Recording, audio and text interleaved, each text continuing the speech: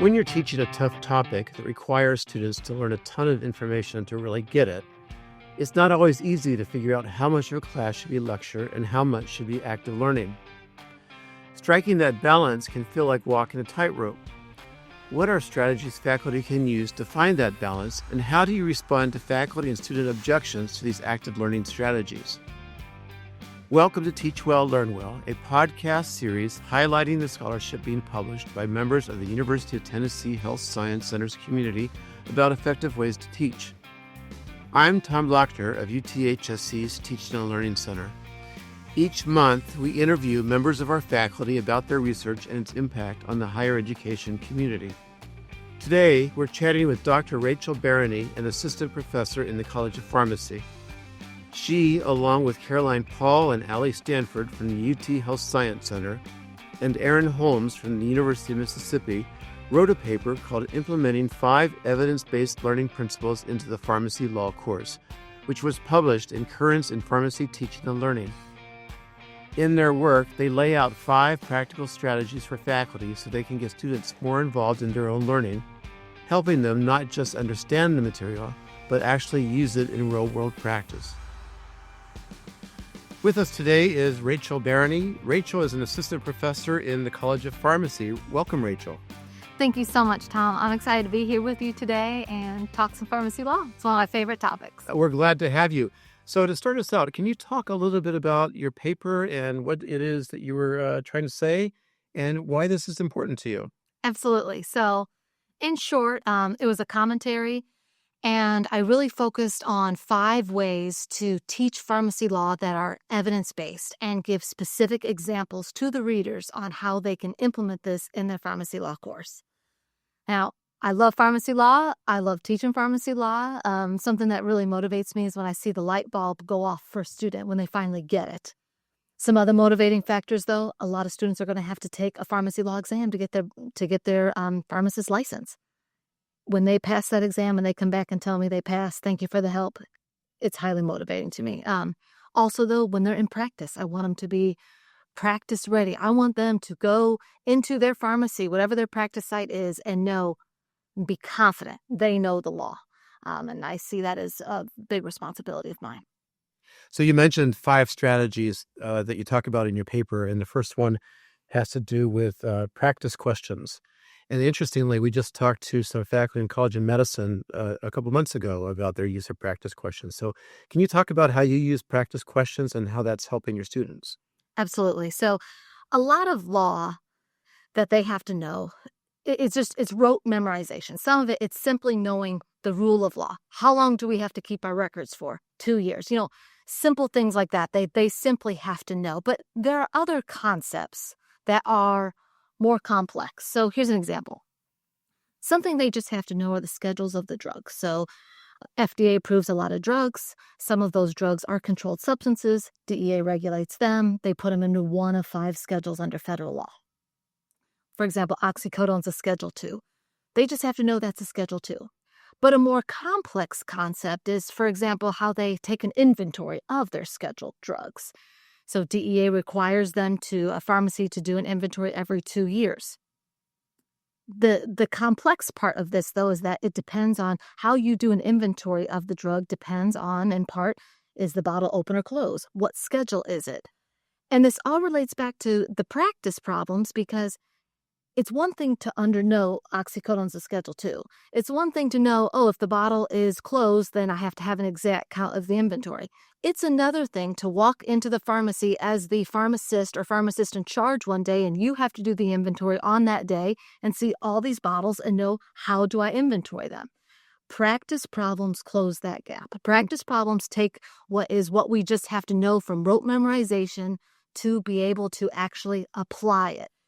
There are nuances that get teased out when you work at practice problems that either reinforce or maybe show an opportunity of something I didn't exactly know how to apply this, and it furthers the learning.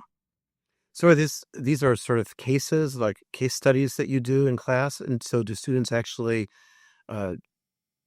role play the cases?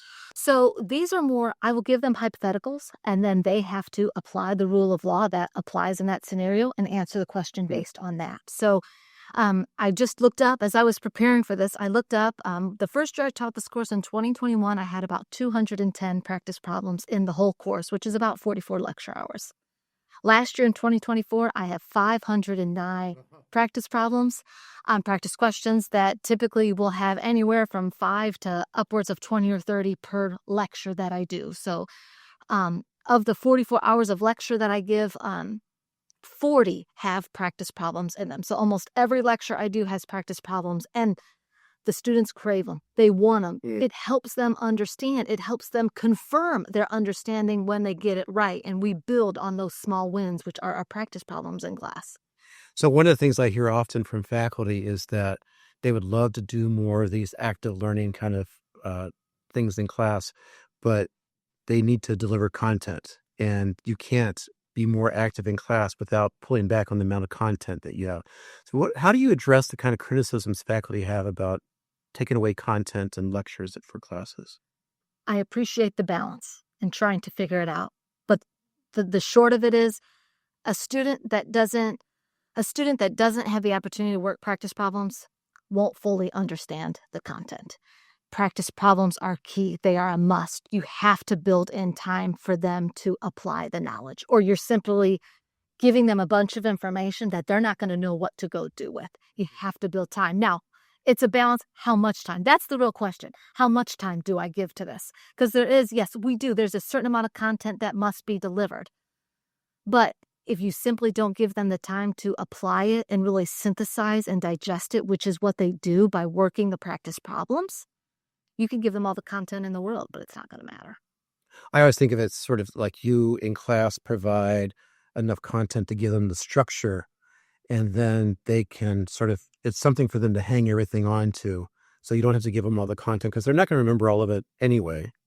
And you're giving them that structure to add that content later. I agree completely. And you can also, if you're really effective using them, you can use the practice problems to tease out some more of that content and those nuances about how it may apply one way or another that just simply saying it and lecturing it may not be fully appreciated.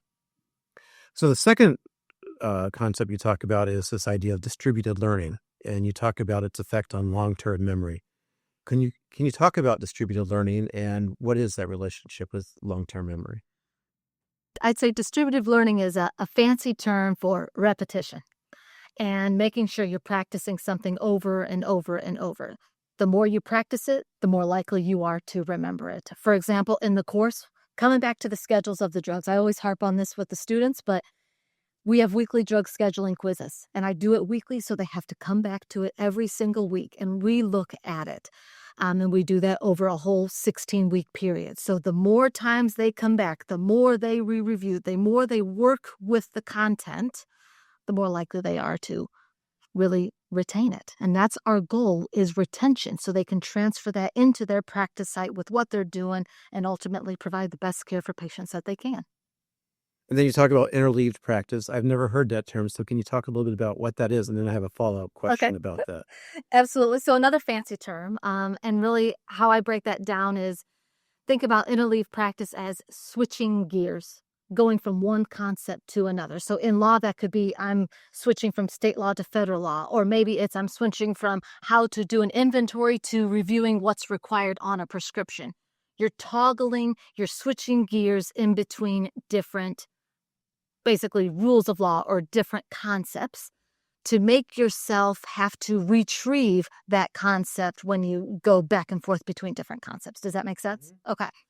And ideally, so for example, as we build in law and we layer in more and more content, we have to make sure we bring back that content we learned before. So instead of going over a concept A over and over and over and then being done with it, okay, let's go over concept A, build the foundation for concept A, then we move to concept B.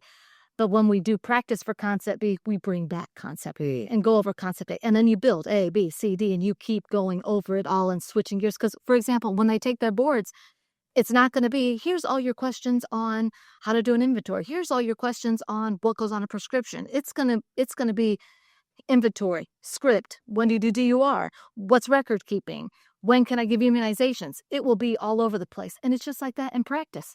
A pharmacist is going from talking to a patient to talking to a provider to talking to their team about all different things, and they have to switch. Law is touching it all.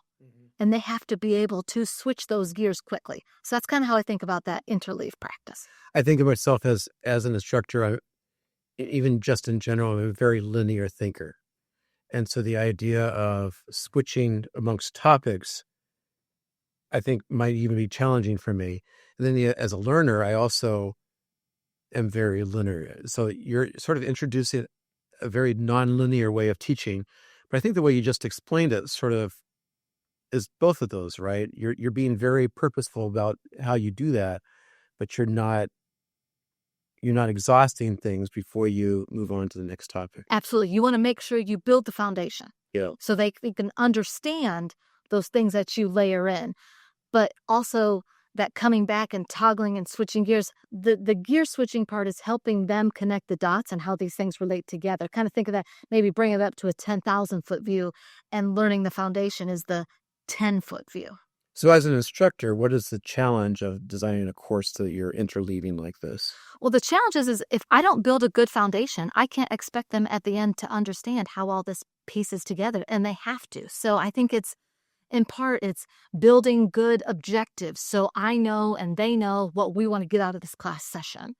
It's making sure I don't teach a concept that they need to know XYZ before, but I expect them to, I guess, be there now with.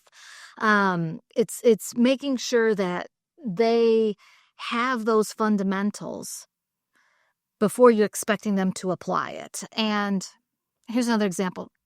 I have to teach them what goes on the prescription before we start talking about some of these maybe other limitations that may exist under state law. Or you have to teach them about how drugs are approved and how the practice of pharmacy is regulated in general before we start getting into, well, what can the board do? What can the DEA do? We have to understand this fundamental framework of regulation before we get into the weeds on what everybody's specific role is. Does that make sense? Yeah, perfectly. I think what I hear is a common thing amongst everything that you've talked about is that it's really a focus on more just the content and memorization of the content, but you're trying to really get into deeper learning and not just the what, but the how and the why and all those other questions. Absolutely. And I will say this too. In practice, when they're future pharmacists, they're not going to know every answer. And sometimes they're going to have to go look it up, or sometimes the law just isn't going to speak to it. So I'm trying to help them build these critical thinking skills so when it is a gray area, they can see, well, what does the law tell me I can do? What does it tell me I can't do? And what's something reasonable if it doesn't speak exactly to this? And when do I need a gut check to be like, well, wait, maybe I need to ask or look something up or get some more guidance on something versus when can I feel confident that my practice complies? Because at the end of the day, that's what I want them to be able to do is confidently go out into practice and know that they either know what the law is or they know where to find it so they can comply. Right, because the knowledge is changing, right? The laws change Rapidly. constantly. Yes. Knowledge is a commodity. You can always go look that stuff up. Absolutely. You just need to know how to get to it and what it means. Absolutely. And how to interpret it. Correct. And in the course, it's building that foundation so, of course, they can pass their boards, but it's building those critical thinking skills so when the law doesn't tell them the answer, they can still be able to figure it out. So then you talk about self-explanation. Yeah. Which I love that concept. When I was in undergraduate and graduate school, I took a mess of statistics classes.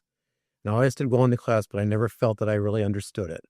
And it wasn't until I ended up teaching it that I really felt like I had a good understanding of what all that stuff meant. So you talk about self-explanation in your course.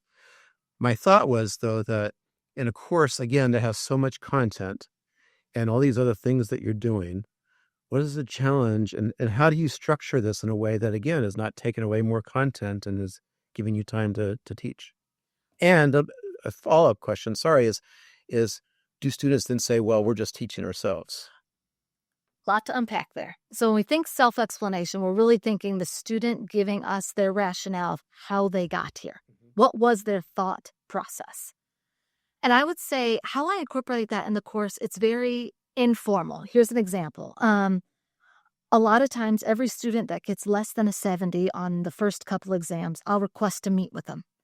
And as part of that meeting, I incorporate, well, what were you thinking? How did you get here? How did you think this would make you successful in both studying, but how did you approach this specific question, both in how they read the STEM and read the question, but also what issues did you spot? What law did you think needed to be applied? What law did you think didn't? So I incorporate it in that aspect. It's very informal, if you will. It's not I'm having them write a written response for 100 questions and having to go grade it. No, I get it. That's just not feasible. I think that's probably, though, people's initial responses to what they're thinking. Well, how do I incorporate this?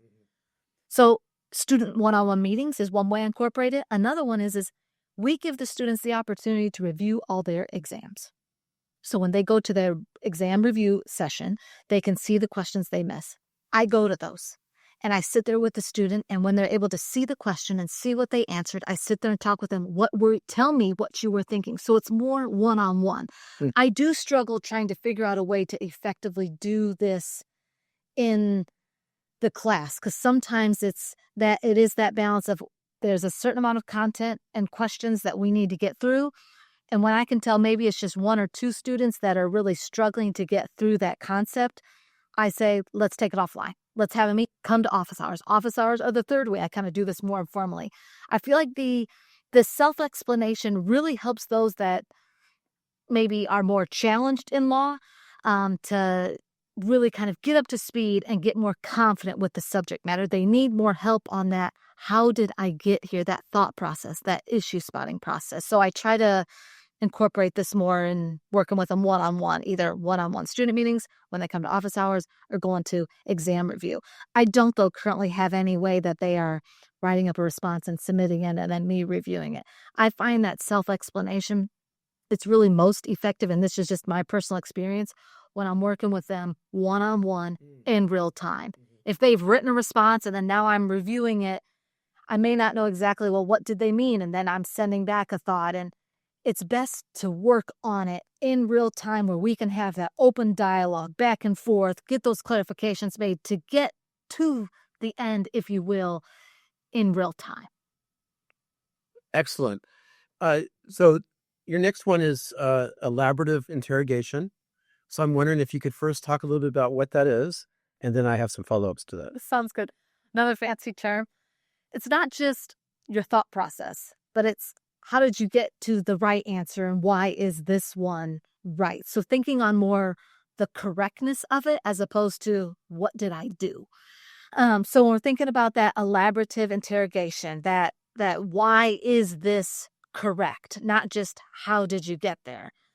I feel like I'm probably a little bit more effective with this because when I do practice problems, it's not just what was the correct answer? Why? Why is this right? And I have them tell me in the class their explanation, and then we can go over it, and that student individually benefits from them, but the group benefits because they're hearing that rationale, especially if it's a right rationale, but also if it's not, we need to correct it, because in law, it's not just important to get to the right answer, but to make sure you got there for the right reason. Here's an example.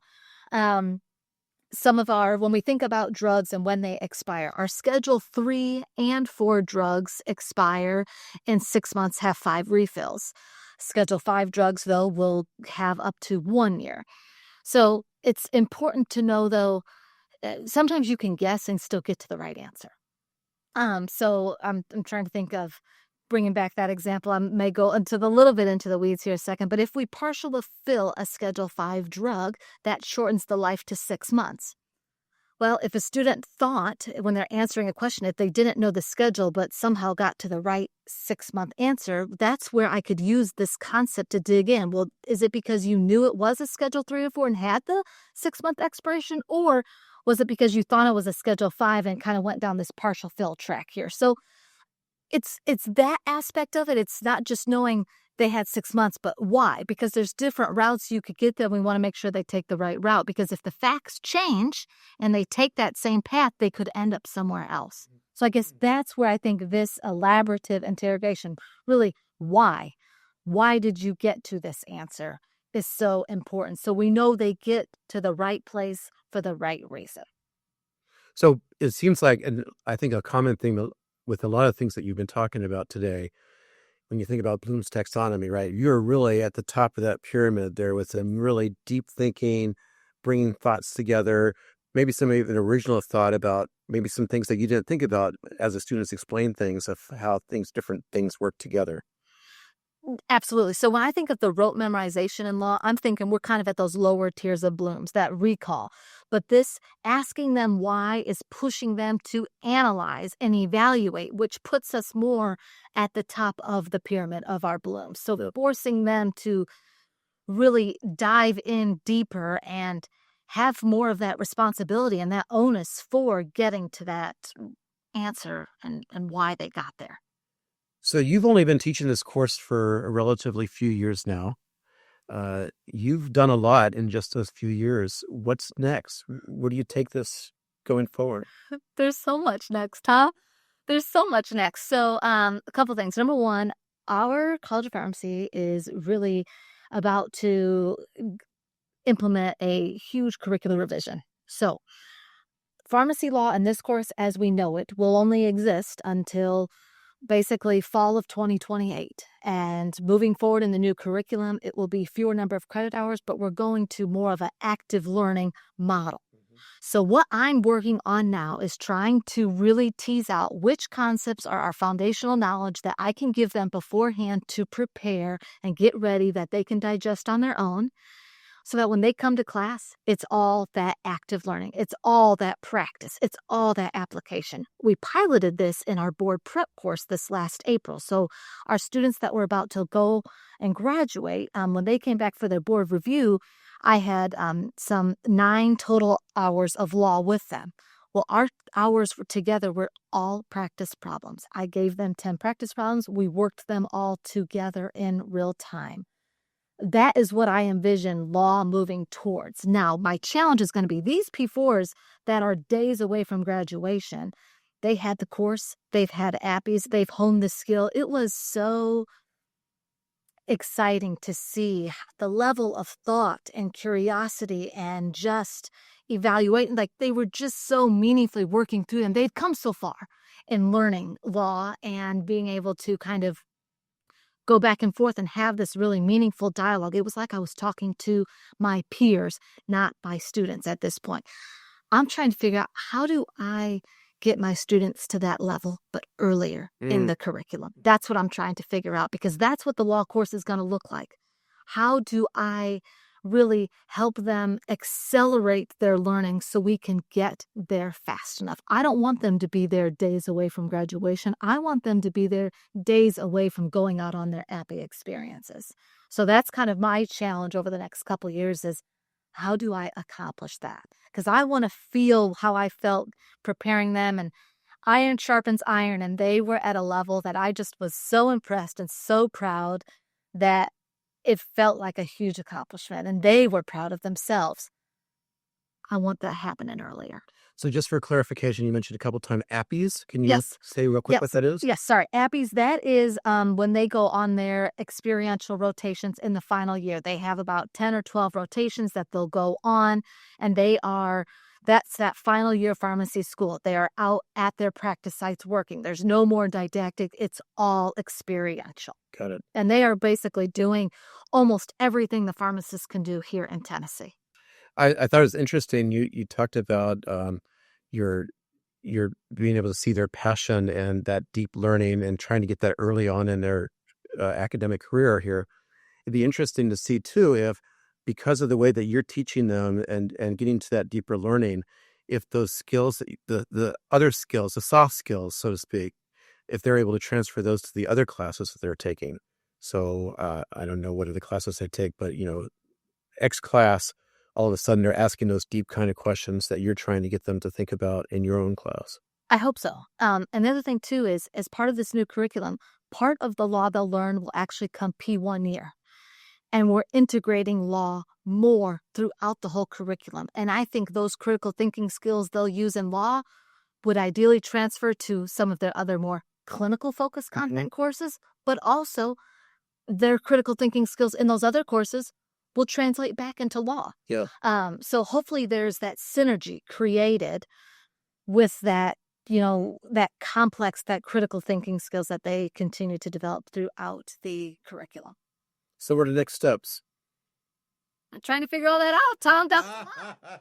Tom, that was a lot. That was a lot. But I think, I have about 3 years left where I will deliver pharmacy law kind of as I've done the last 4 years or so. And each year I'm looking forward and trying to figure out what can be condensed, what needs to be expanded. My goal is to get that rote memorization stuff, give it to them as in a most simplistic form as I can, in the most compressed form as possible, because that's you just memorized it. You knew it or you didn't. Part of law is that. But then to really expand this application, I want to push them. I want to stretch them as far as I can, so when they go to take their boards and they go and practice, they're ready. They feel confident. They know it, and they feel like they're really good in their training and just go out and make us proud and make themselves proud. That's great, Rachel. I really appreciate the passion that you have for what you're doing. I've heard from students how much they like having you as a professor, so you're doing a great job, and whatever you're doing is certainly reaching them. I love reading this article and just really digging deep into different ways of learning and how you're really incorporating some of these concepts. So I really want to thank you for your time, and I really appreciate it. Thank you so much, Tom. I appreciate you having me, and my students' success is my success. So thank you again. All right, great. And that is this month's episode of Teach Well, Learn Well. I'm Tom Lochner of the Teaching and Learning Center at the University of Tennessee Health Science Center. Until next time.